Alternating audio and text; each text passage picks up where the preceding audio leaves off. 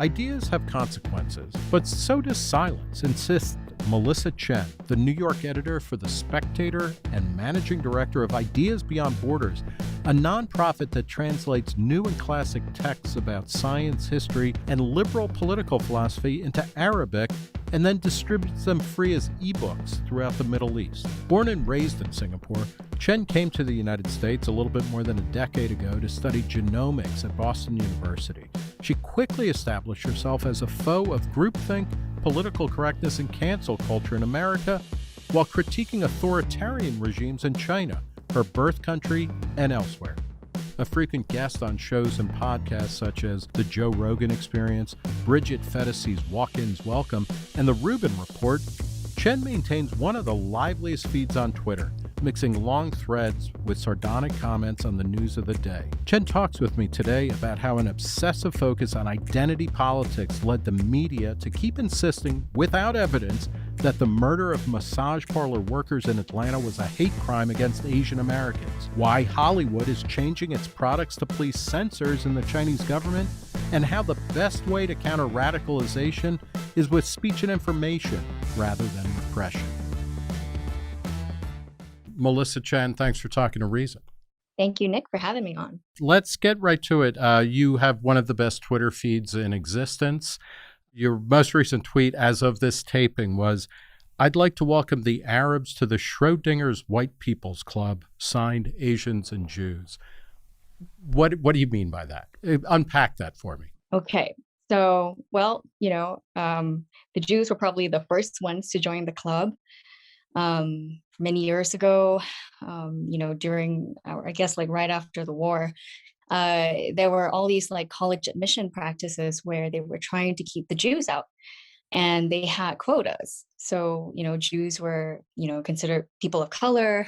They were marginalized identities. But along the way, they became one of the most successful immigrant groups and are now considered white.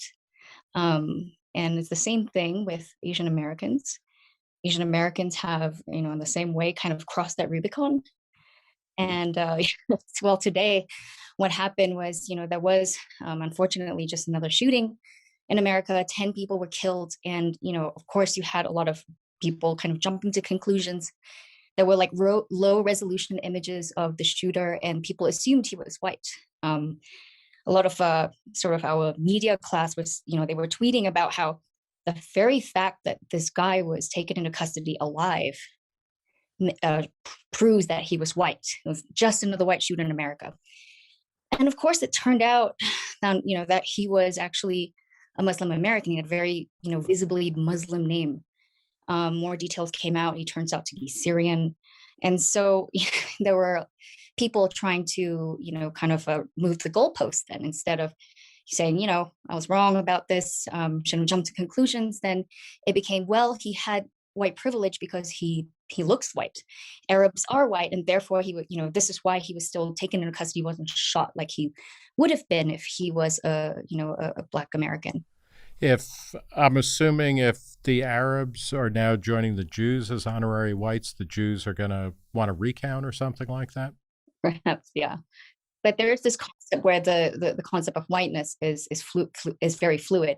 You had a ridiculous headline in the New York Times a few months ago about this concept of multiracial whiteness. This was after the elections, right? And it, one of the shocking things about the 2020 elections was actually Trump seemed to increase his lead among certain minority groups, and that was a bit of a shock. And so, you have people kind of talking about this concept of multiracial whiteness, because whiteness is such a fluid construct.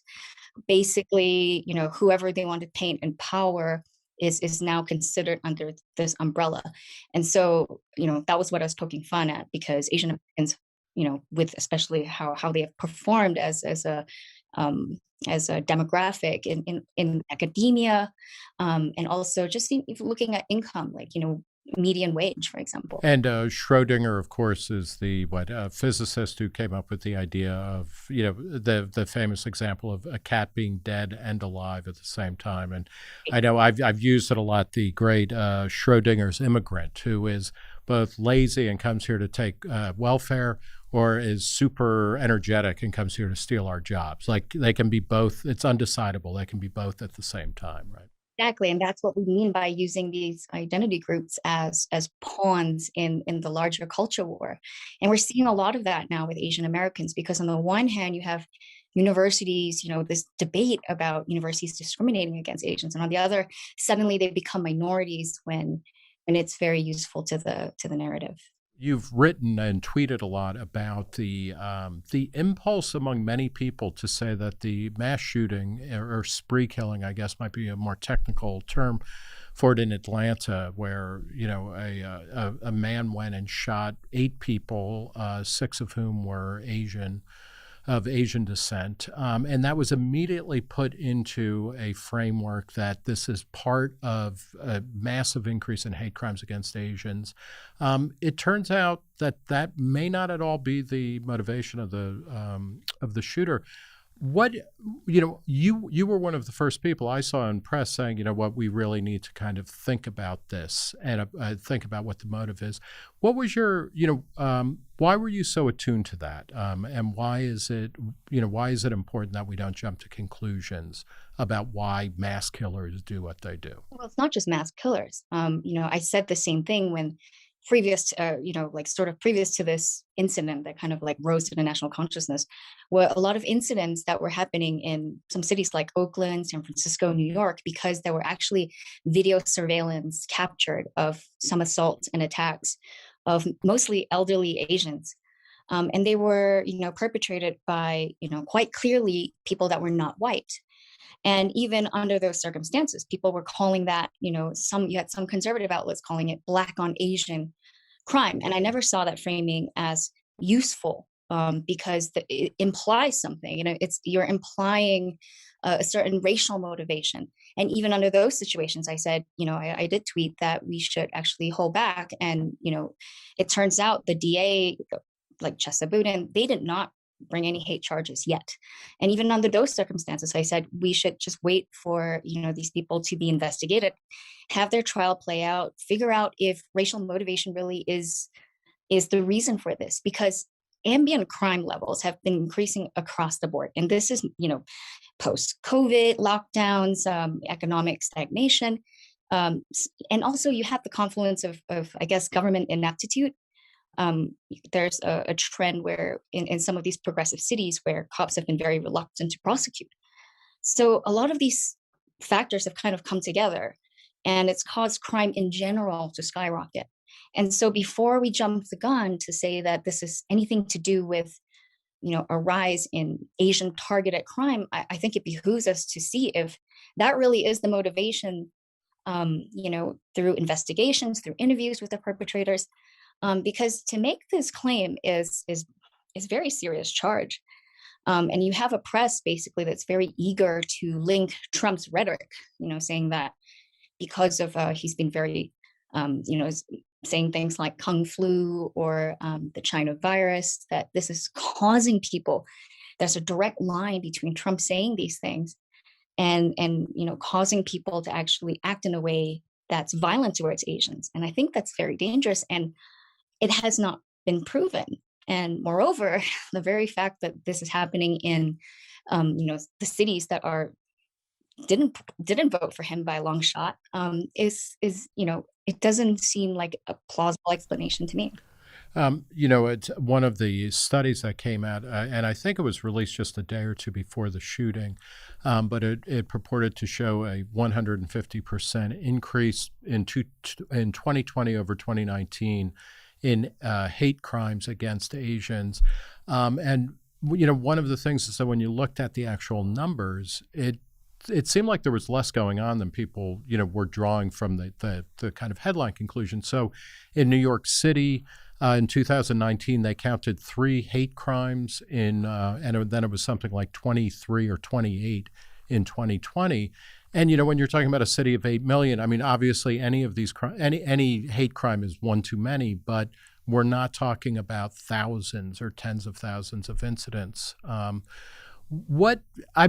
It's an interesting I guess, kind of conundrum for Asian Americans. And I even bristled, using that phrase because I grew up on the East Coast and I didn't remember people ever saying Asian American. It was always in the same way that Europeans were never called like Europeans or whites or Anglo. It was always Irish American, Italian American, Jewish American. It was Korean, Japanese, Chinese, whatever, the particular ethnicity of the person. But the Asian American, now seems to struggle under the rubric, or, the moniker of a model minority. Is that, is that what gives rise to a need among Asian Americans to say, hey, we are, we're also oppressed, we're also exploited? What do you think is going on there? Well, I think many Asian Americans are, at this point, the ones that are highly educated. There is a certain set of beliefs that are sort of touted in this particular class, the people that go to Ivy League schools, for example. And to remain on that cocktail circuit, to be invited into this particular social networks where people are going to Aspen Institutes and all these like fancy places. Um, Very dominant narrative is critical race theory. And part of critical race theory necessarily involves the rejection of the model minority myth. They keep calling it the myth, because everything is about power and pitting groups against each other. And that's how they view this, that because Asian Americans can be celebrated as a class, as a demographic, it puts other demographics down. And it's a bit of an equity kind of explanation. So, because of the implication that, okay, if to celebrate this minority group success means that you're saying that other minority groups could do better, and that is something that is completely frowned upon. That is, you shouldn't be pitting these groups against each other.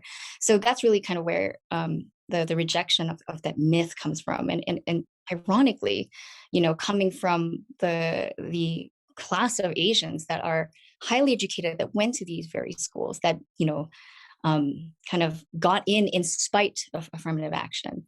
And I just actually want to circle back on something else that you said about, you're comparing the statistic of 150% increase in hate crimes, just preliminary police data. The thing is, the FBI doesn't collect hate crime statistics till November. So for the last year, if we want statistics from 2020, we'll only get it in November of this year. So that data that you're quoting actually is just preliminary. And it's only been studied in 16 cities across the United States. And so that 150% comes from there. Now, there was another group that came out, and because they wanted to track hate incidents in 2020, because this is the year of COVID, lockdown, Donald Trump. And you had this activist group. It was a new advocacy group called Stop AAPI Hate. Shows up around early last year. And they basically built a web portal where people can go and submit self-report. I've just experienced a hate crime, log where it happened, kind of describe the incident, categorize the incident, and submit. And so for a while, you were seeing almost throughout 2020 a statistic that was sort of everywhere, quoted everywhere in the press. Almost every article talked about the surge in anti-Asian American hate. It seemed like there was, 1900%. It was like 1,000, till today. So about 1 year's worth of collection, there has been 3,800 hate incidents. And this sounds terrible. Like, this is like, it like one hate incident is enough, but now you have 3,800 incidents. But then you kind of like look a little closer at the data and you realize, number one, this is not coming from official police data. This is actually self-reporting. Anyone can log on and self-report. Number two, this data was actually also categorized to show that actually majority of this wasn't even violent. It wasn't even a physical incident. We're talking about verbal incidents. We're talking about shunning, like 20% of the hate incidents were actually shunning. So if you've been kind of fanning these these flames and getting Asian Americans to think that people are out to get them. You're walking in a supermarket and somebody gives you a stare. You might log that as a shunning incident, or this hostess at a restaurant didn't want to serve me. Could be for any reason, but there's a bit of confirmation bias going on now because you're actually looking for it. That's why this narrative is dangerous. And when the media was uncritically parroting this statistic everywhere, quoting this advocacy group that sprouted out of nowhere just 1 year ago. I expected the media to at least be, at least put some context, at least mention that in the pieces. But we saw none of that. And by October, you had the United Nations writing a report excoriating Donald Trump for his rhetoric. And then, putting in the report this exact statistic from the same group. And all of a sudden, the next thing you know, the next iteration of the news cycle became the UN says that Asian American hate crimes have increased, blah, blah, blah. And this comes on the heels of Donald Trump's rhetoric. So now it has the credibility of the United Nations, and it's just been quoted as a United Nations which report. May mean that it has no credibility at all, right? I mean, that's the upside. But yeah, that's an amazing, kind of story or thumbnail of how data or factoids, things that have the shape of facts get created and circulated. Right. But I'm not doubting that there might be an increase in hate crimes against Asian, but the question is really, is it meaningful? And has it been tied to Trump's rhetoric? And it really looks like for the latter question, no. Whether it's meaningful, we really need to wait till November 2021 to see whether it is a meaningful rise. What has been your experience? And I realize, you are trained as a scientist, and so I realize that anecdote isn't data, but I saw, again, on Twitter, you and Wesley Yang, who's somebody who I interviewed here, I don't know, like a year and a half ago or whatever, whose book, The Souls of Yellow Folk, is just a fantastic meditation on all sorts of things, including class and race and ethnicity in America. But both of you seem to be saying on Twitter that you have not felt, a particular spike. Because I've seen a lot of people of Asian descent saying, yeah, this past year has been pretty rough. But your experience really has not been that? No, not at all. But again, I do think, in part when you're primed to feel a certain way, you can, interpret a lot of incidents as some sort of that has animosity when it might not have any. But there's a lot of public sharing about these kinds of, like, it's almost like public therapy, like collective therapy, where people share, there are these tweets that get thousands of, retweets and likes about incidents. Like, I was at a grocery store and, this happened, or I'm driving around and somebody flashes a white power sign. And, which may or may not be a white power sign, right? So, I mean, the okay kind of, yeah. Yeah. And, for Wesley and I, like, one of the things we were talking about how also is that when incidents like that happen, all of a sudden you have, white friends or something checking in with you and asking, how are you? Do you want to talk about something? And, it's one of those things where that makes me feel more Asian than I've ever felt by checking in with me after an incident like that. It's like, oh, right. Yeah, I'm Asian, How do you conceive of, it's kind of a weird question, but how do you conceive of Asian? I mean, is that a meaningful category to you, or do you see yourself, I mean, you're originally from Singapore. I mean, do you see yourself more as Singaporean? Like, I don't, and I realize this is embedded in the rhetoric of, white supremacy or of whiteness as universal. I don't think of myself as white. If I think of myself in terms of ethnicity, I think of, I'm Irish American or Italian American. I don't think I'm European. But I mean, do you see Asian? Is that like something that's very big in your head, or is it something different? So I conceive of myself as Asian the way Kamel conceives himself as Black, which Mhm. is Camille Foster. Camille Foster, which Yeah. is, this is a fiction. And, in part growing up in Singapore, helped to kind of feed that view because, 75% of Singaporeans are Han Chinese, but we've never kind of identified with Han Chinese, because to create, a very diverse um, country out of four different races, four different religions. You had Malays who are Muslim, Indians who are mostly Hindu, Chinese who are mostly Buddhist, and then you also had Christians. Christians usually Eurasians, because there was a lot of intermixing. Um, and to stuff these four groups demographics into a city that is 360 kilometers squared, in terms of area, it's basically four times the size of Manhattan. Just multiply Manhattan four times, that's the size of Singapore. So you're basically stuffing 4 million, 5 million of these people of all these different races and religion into a size that's basically four times Manhattan. And it's a powder keg, right? Especially as a young nation. So the founder of Singapore was very careful to kind of elevate national identity, because that's how you get people to put aside their differences. And so the Singaporean identity was created. We speak actually like a syncretic blend of all four languages. That creates like a language called Singlish, which is kind of a mix of everything. And so you have a very distinct identity that was separate from where all these immigrant groups came from. And in many ways, I think it's kind of similar in America, right? Like we have an American identity. It's e pluribus unum, right? Like from many one, and you create this like one identity. There are these principles and values, and we kind of instinctively get what it means to be American. And I think it's the same way in Singapore. So it was always clear to me that that there was no like what is Asian? Like firstly, it's a continent. I mean, my co-founder Faisal, he's Iraqi, he's Asian too, he's from the same continent, but we the cultures and backgrounds couldn't be more different. So in a way, I do see it like the way Kamel sees it. It's a fiction, and it's really meaningless as a category. But being Singaporean matters to you, doesn't it, on some level? um I mean, it's just where I was born. It's the accident of birth, Okay. and And the values, what are the values? What would you say are, the values that are promoted in a Singaporean identity?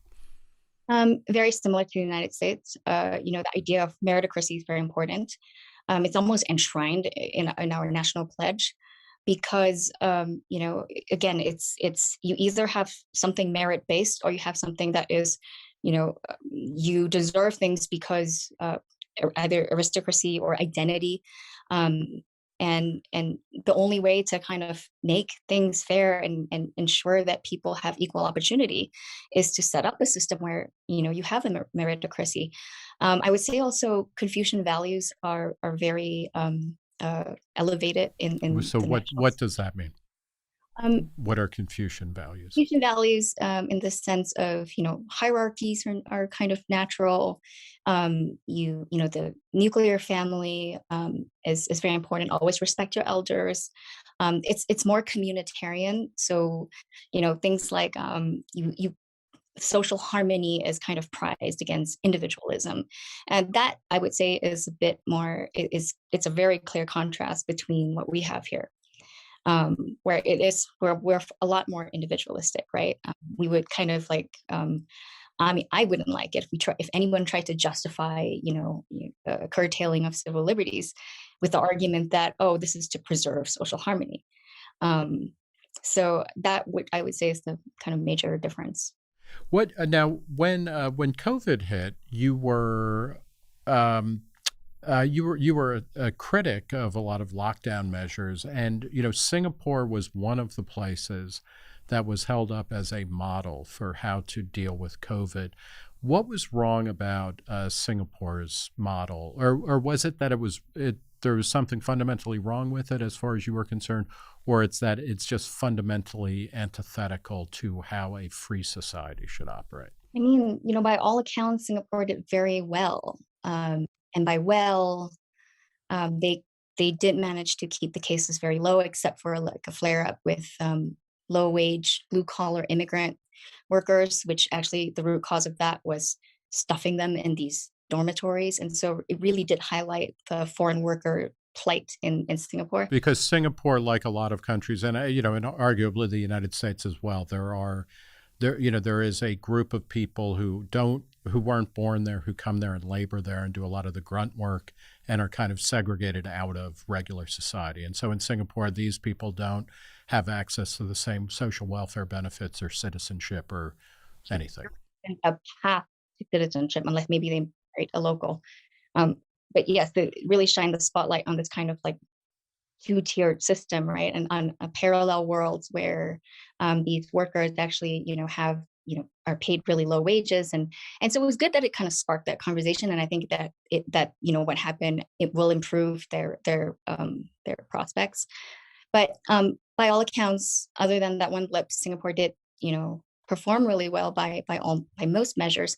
And they never really had to lock down schools the way we did.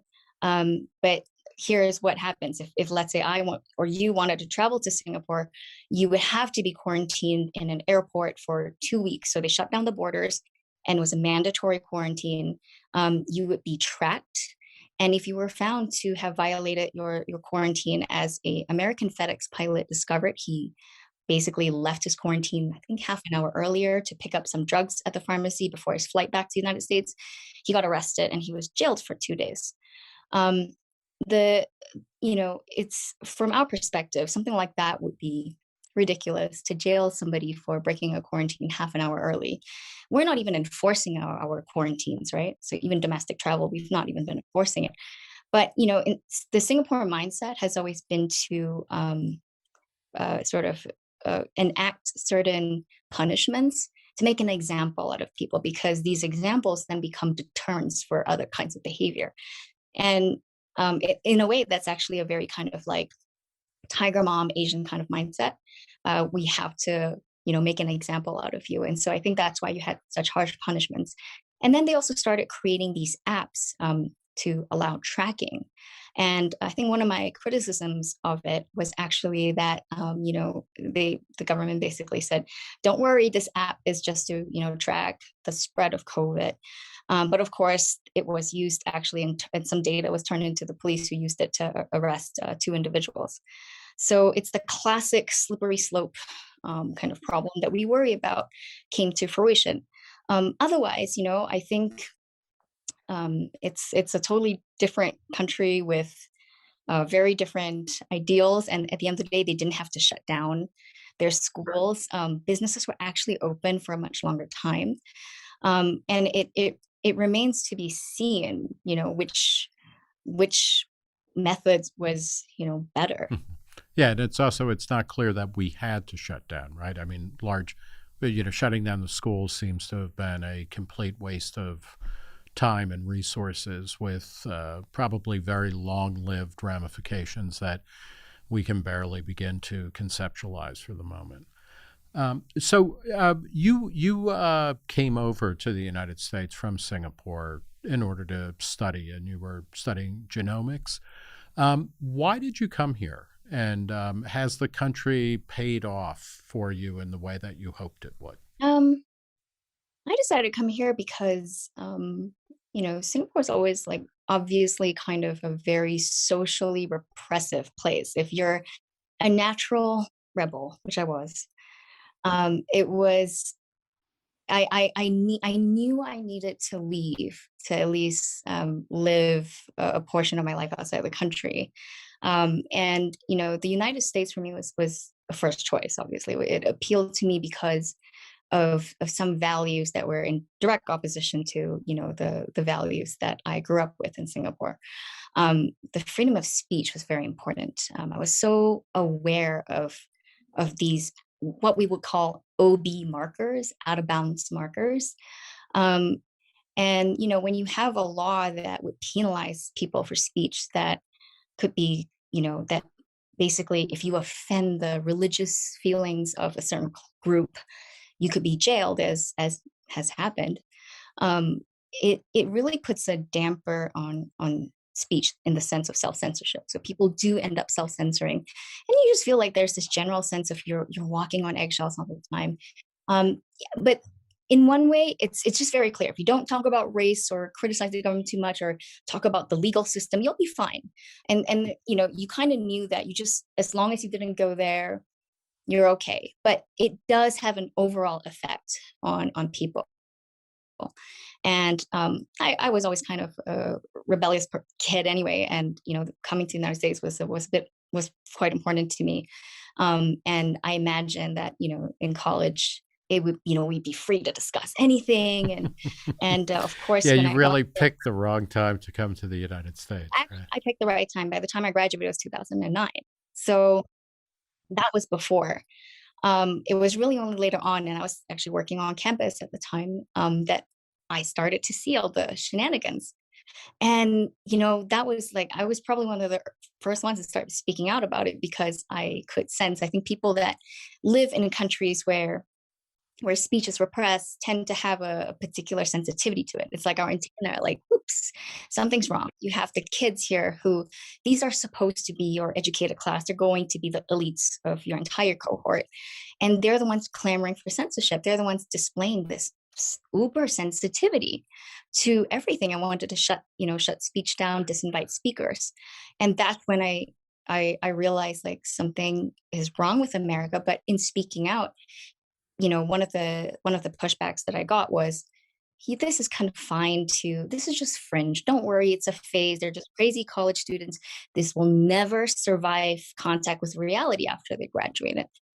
6 years into it, right? Maybe this is like 2014.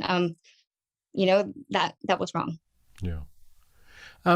Okay, so two questions. And first, you said you were kind of a born rebel or individualist or whatever. Do you think it's really temperamental like that, or were there particular experiences or books that you read? Because we're going to talk about Ideas Beyond Borders, which translates books, kind of Western Enlightenment type books, secular books, into Arabic and then distributes them in the Arab-speaking world. So you're exporting your troublemaking even more than you might have been just by walking around Singapore.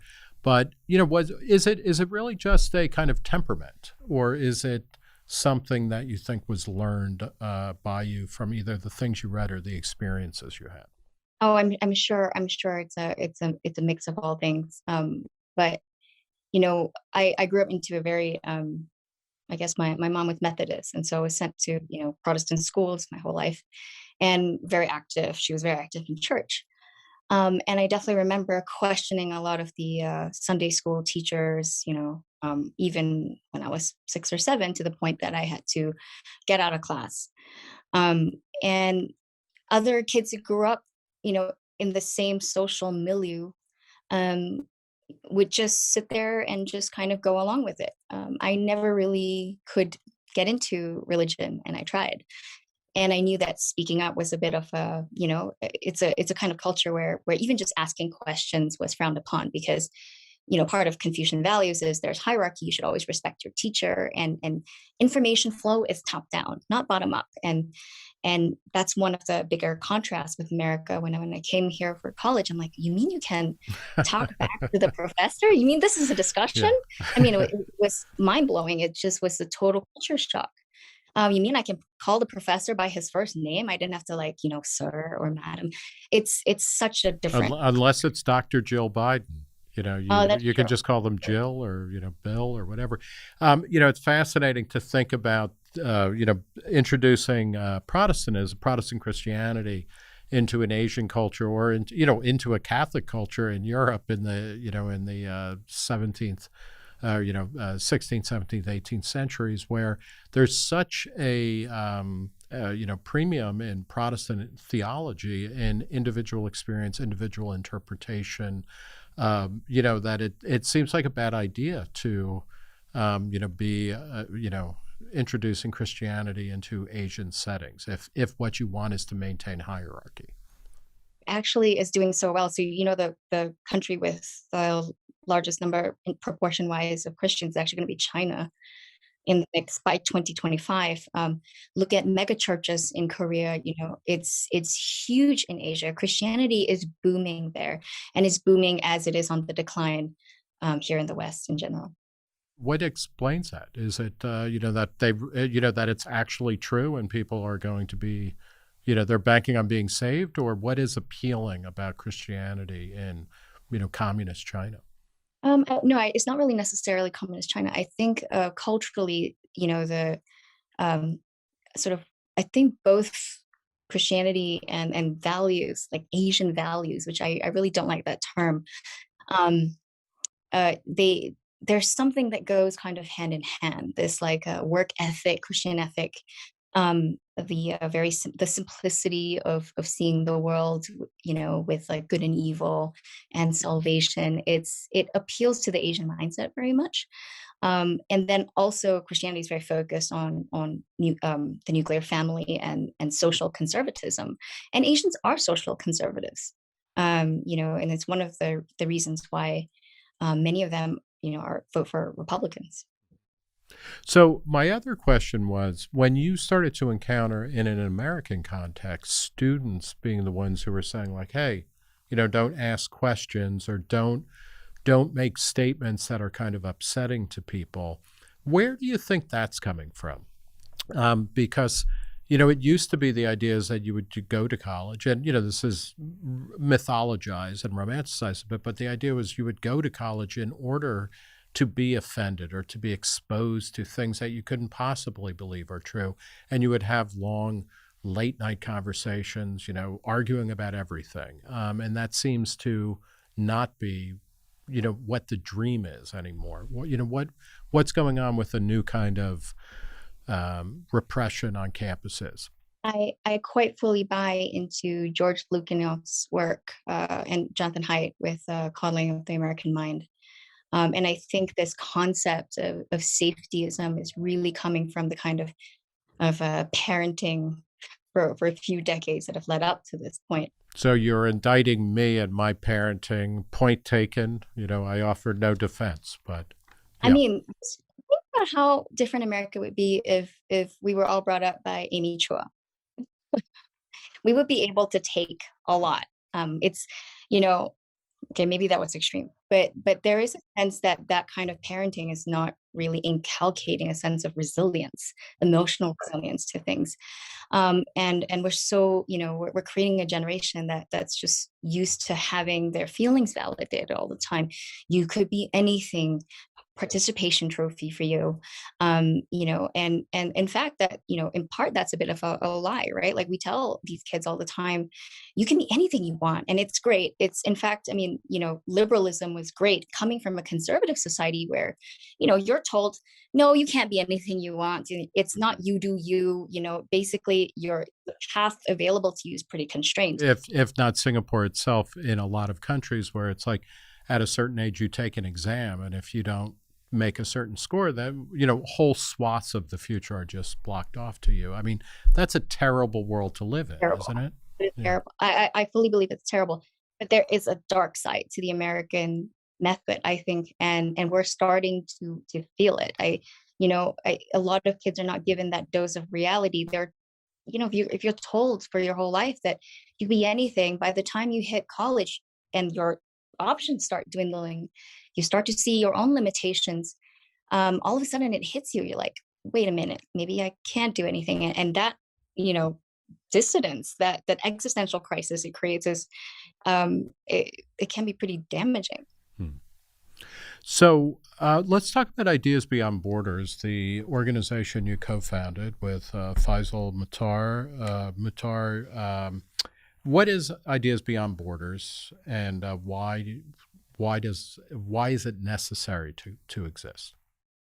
Um, it's a organization that, my co-founder, who's from Iraq, we started to really fill a role. We wanted to plug uh, a gap in knowledge and expose, people that speak Arabic, to ideas that were just not really available in that language. Mostly because, a lot of these books are just not translated, and the translations are hard. They're not economically feasible. The book markets, publishing markets in most Arabic countries, Arabic speaking countries, are actually not robust. I always give this statistic just for people to have an idea.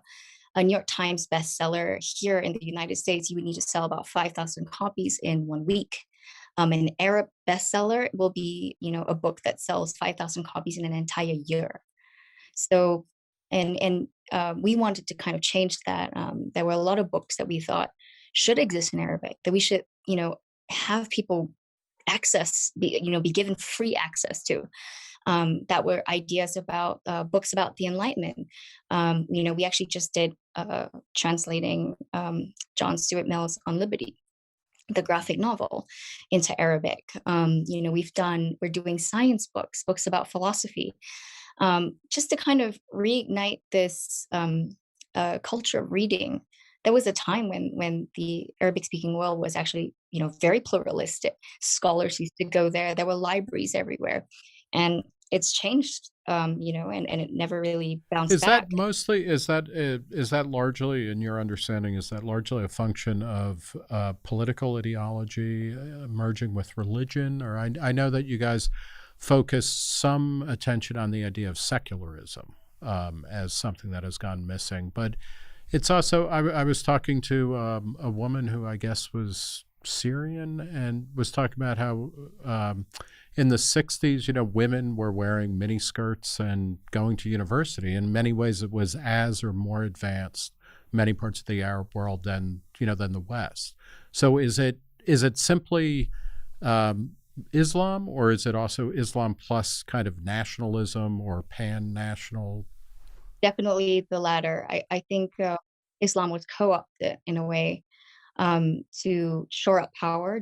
Saddam, everyone, people are like, oh, Saddam was a secular guy, and kind of pit him against Al Qaeda, contrasted him with Al Qaeda and ISIS, who are explicitly religious fanatics. But Saddam used religion. Saddam co-opted it, to shore up power. And in fact, by killing all the moderates, killing all the liberals, he created a vacuum for these Islamist groups to thrive. And he, just like them, didn't tolerate. There was no, toleration of dissent, toleration of minorities of different viewpoints. So they were kind of a manifestation of the same intolerance. How many people have you reached, or how do you measure the reach of ideas beyond borders? And generally, you translate the books, and I know I've talked to Faisal about this. I mean, it's pretty stunning and inspiring. You get people generally who live in that part of the world to translate books at real personal risk if they're unmasked, but then you circulate them as PDFs or as Mobi files and things like that. But what's a hit for you, or what is the reach of your operation? So a book like Steven Pinker's, initially, like Enlightenment Now, it's a very thick book, so that took a long time to translate.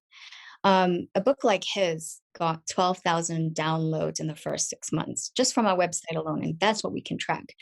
But in the Middle East, books are actually shared a lot via Telegram. So there are these big channels where you have almost a black market of books. And so you would have something like Richard Dawkins' book, The God Delusion About Atheism, translated into Arabic and shared in these Telegram channels. Now, once it's in Telegram, we can't track it. So we don't know how far these books really go. And frankly, we don't care. The whole idea is to get it far and wide. I would say we pivoted to Wikipedia also because, if when you're translating Wikipedia, this is all common licensing. So we didn't have to worry about one of the major bottlenecks of this entire process is negotiating with publishers and the copyright holders, getting the contracts. I mean, there was a point when Faisal and I were thinking to ourselves, why hadn't this been done before? It's a slam dunk idea. Like, obviously it has to be done. Well, there's always a reason why it hasn't been done before. You're never the first person to think about something. And it's because it was hard. And it was hard to negotiate for this rights. It took And a long time. it's kind of stunning, though. People like Stephen Pinker and Sam Harris and others, I guess Dawkins as well, kind of gave you the rights in Arabic, right? Yeah. I mean, and I guess in a way, it's like the market is so small. It's, in a way, it's easy to be generous with them, but it's pretty stunning that they were just like, yeah, take them and do that. Exactly. They were very generous of them. And of course they could, there is some royalties to be made. I will say though, that one of the most stunning turnarounds was actually a few publishers at the Baghdad Book Fair approached us and said they actually wanted to, publish in print two of Sam Harris's books and one of Steven Pinker's books. And we were actually surprised because for a publisher to display such a book and have this book as on their shelves, it is a very big undertaking. And the fact that we actually, we're moving from the digital world to getting printed copies of these books being sold in the country, I'm like, this is the kind of change that we were hoping to see. And it's very heartening, and like you mentioned, the translators that work for us, we have 120 of them all across, from Syria to Jordan to Egypt. These people are so inspiring. They're mostly very young, university educated, and they're very interested in science. One of our translators, who's been targeted the most, works a lot on evolution, and that is a very controversial topic. He got some hit pieces. Thankfully, it's settled dogma in the United States, right? I mean, at least several of the Republican presidential candidates say they believe in evolution. So, we're making real progress. Well, that's not a lightning rod anymore. We're used to be having these debates about teach the controversy, and that seems to have all faded away. Yeah. You've written a lot about, or as we're talking about all sorts of things, and there's a horrific violent crime in the United States, and there's a kind of shutdown of certain types of speech, what's permissible in, in public spaces. In another way, it's also true that, we live in the golden age of speech and expression. Everybody can say whatever the hell they want, which is great. But then you've written about Hong Kong, which is still fighting, with the Chinese Communist Party. Are you optimistic about the Middle East, about the Arab-speaking Middle East? Are you optimistic about China and the way that it is dealing with places like Hong Kong, as well as the countries in its most obvious sphere of influence? Or do you think, the world is becoming darker? If I kind of focus just on, what I see with the trends of the youth and everything in the Middle East, it seems optimistic. Many of them have seen, rotation. They've seen secular, dictators, authoritarian governments. They've seen their societies collapse, terrorism, Islamist groups. So many young Arabs actually reject all of this. They're almost, I think this is a breeding ground for libertarians, the entire region. I thought you were going to say they're nihilists and hence natural libertarians. But no, I mean, so they're kind of post totalizing ideologies at this point, whether it's a secular tyranny or a religious tyranny? Yeah, because all of them have brought nothing and just death and chaos to their countries. And but my main concern is actually the rise of an authoritarian ethno state that is that is exporting their censorship apparatus. They're exporting it to the Middle East. That China has also begun putting out their state television, CGN TV. Xinhua News Agency has both of these outlets have Arabic channels where you have an Asian girl speaking perfect Arabic, perfect accent. And during COVID, a lot of these channels were actually spreading misinformation. They were spreading ideas about this virus having been invented by the CIA or in a U.S. lab and being released in China. Here's the proof. So you have China basically winning these Arab countries over also by soft diplomacy, by the Belt and Road Initiative. I think it was very telling that majority Muslim countries in the Arab world did not sign the letter condemning China to the United Nations for their treatment of the Uyghur Muslims in Xinjiang. And again, that has all to do with market access and the quid pro quo that China has provided these countries in the form of infrastructure. They've signed deals with Saudi Arabia for infrastructure spending and things like that. So it's very worrying. You have written and spoken about the way that China is corrupting Hollywood or U.S.-based entertainment companies. Can you talk about what forms is that taking? I think all of us were familiar with the kind of brouhaha over the live action version of Mulan, where it was, a cast of thousands kind of, and it's like, yeah, it's Uyghurs in concentration camps. But can you talk a little bit about your, what the Chinese government is doing and why it concerns you? There've been quite a few movies that it hasn't impacted. Almost There are almost no Hollywood movies today, major productions that are not financed by China. There was a certain point, I think, if you look at the James Bond films, there was one with the movies that featured North Koreans as the enemy. I can't remember, it was one of the Pierce Brosnan ones. That was actually supposed to have been China, like Chinese individuals where the general was like the enemy that James Bond had tried to take down. But China was able to pressure the rewriting of that script to, instead have it be a North Korean general instead. So they've actively gone into, if Tibet was an issue, to erase that. So if the script called for a Tibetan monk, as it did in Doctor Strange, Doctor Strange, um, yeah. By the way, an actual medical doctor, not a PhD, just Doctor Strange. just like you, actually. Well, no, I am a PhD, but not a medical doctor, and so when I offer medical advice, really don't take it.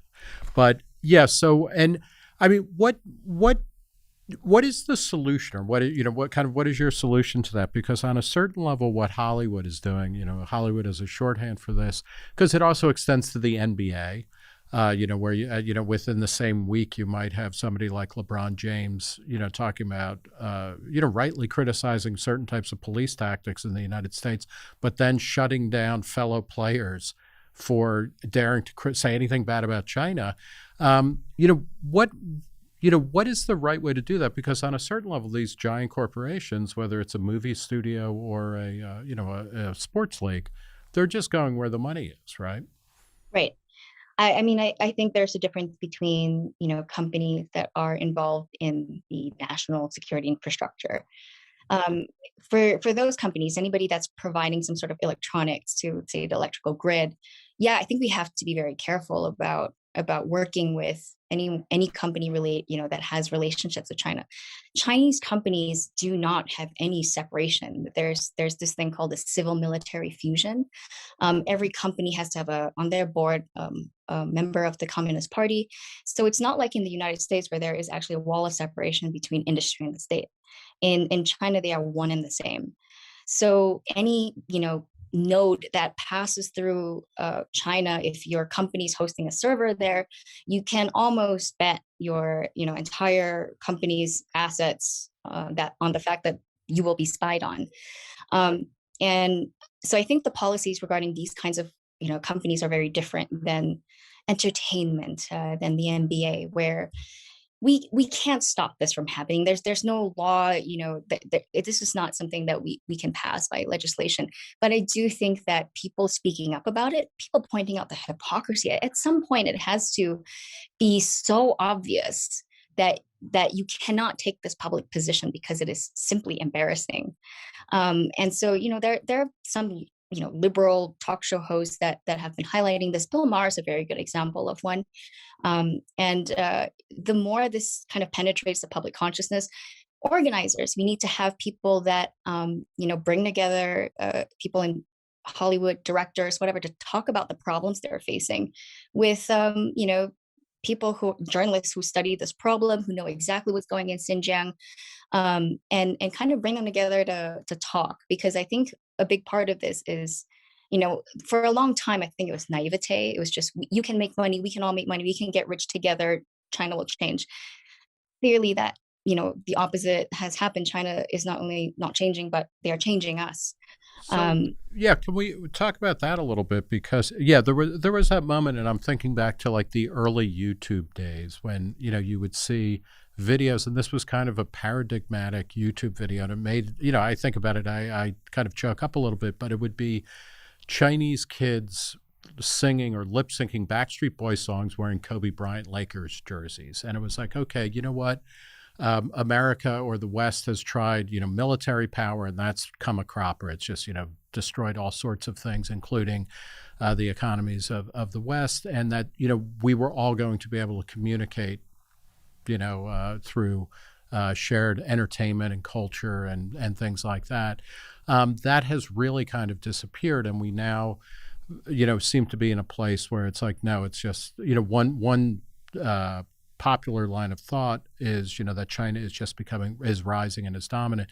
Milton Friedman, back in the 70s, and in his 1980 miniseries for PBS Free to Choose, talked a lot about how he believed that economic freedom, allowed if you gave people economic freedom, they became richer. When they became richer, they started to demand political freedom. And then, as the 80s unfolded, he seemed to be absolutely right that what was happening in China, after Mao died, the economy was liberalized, people got wealthier, the Tiananmen Square, the democracy movement, kind of rose, and then it was crushed. Do you think he was hopelessly naive that a rising standard of living is ultimately going to force a political, a kind of political freedom that is now maybe unimaginable in China, or is it just that his timeline was off and that it'll come down the road? It's funny because I remember this narrative, and obviously it's reinforced by the end of history. Right. Yeah. They're all part of the same kind of big story. Yes. But the reason I never bought it was because I was from a country that proved that that was wrong, right? Singapore was one of the first Asian tigers. And, it went to first world in like a few decades. And I remember, by most accounts, Singapore was doing very well on GDP per capita. People were surprised at this country and how it really punched above its weight. It was, by all accounts, a very prosperous nation, and it got there in a very quick amount of time. Well, I didn't notice that people were demanding for more political freedoms. They were actually very satisfied, and it's one of the things that bothered me about living there. I was very bothered by the fact that it was 2010 and we still didn't have gay rights. We still had on the books a part of the law that criminalizes homosexuality on the books. And I could see that people were very happy with the government and realized that as long as it was prosperous, as long as their, Maslow's hierarchy of needs were met, most people didn't need the self-actualization. Most people didn't need that at all. And, the Gulf states also were kind of going down the same route where they were getting very wealthy, mostly oil money, sovereign wealth funds were swelling, but people weren't trying to change and call for change in terms of more political rights, liberalization of social norms. They were kind of static. And so I kind of had a sense something was wrong with that thesis.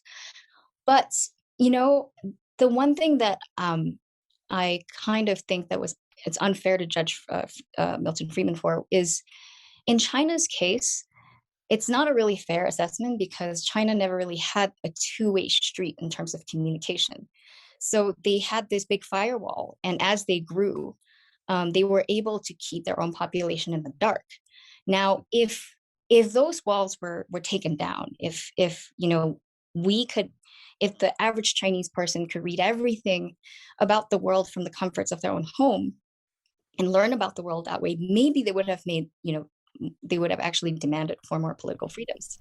Well, do you think it's likely? I mean, is it likely that the Chinese government will really be able to maintain, a strict kind of firewall, or, is it already happening that this you just can't keep the world out for too long, especially the more you trade with it, even if it's under very constrained circumstances?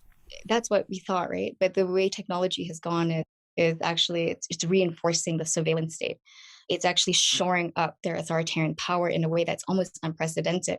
That there's an amazing article in The Atlantic, the Panopticon is already here, about how they're deploying that in Xinjiang, and whatever you're seeing in Xinjiang, that's going to be deployed for the rest of the country. The social credit system. This is the broad social credit system where everything you do kind of gets tracked, and it may be, there may be a state version of that, and there may be a kind of private sector version of that coming in America. You've written one of the stories that you wrote for Spectator USA was about how Yelp is starting to add certain elements of a kind of social credit system to it, right? Could you talk a little bit about that?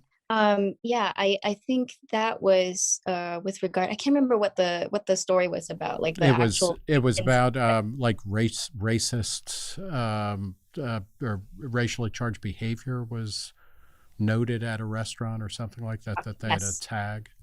Yes, and there have been a few cases of this nationally where an owner, I think one in one case there was um a white woman who started a Chinese restaurant, and she declared that this was like a healthy version of Chinese food, clean, she used the word clean eating in her Instagram post to promote the restaurant. And people jumped on that and said, "Wait, are you saying that Chinese food is dirty? You must be racist. And anyway, a white woman starting a Chinese restaurant is problematic or something to that of that sort." And so she, the review system, Yelp review systems were actually weaponized. It became a frontier for the people accusing her of racism, and when Yelp starts saying as a policy, we're going to actually note when a restaurant has been accused of racism. This is like saying, all right, we're just going to have profiles for everybody. We're going to note when somebody is accused of Me Too, accused, and just have that label in their profile, and it's going to stick.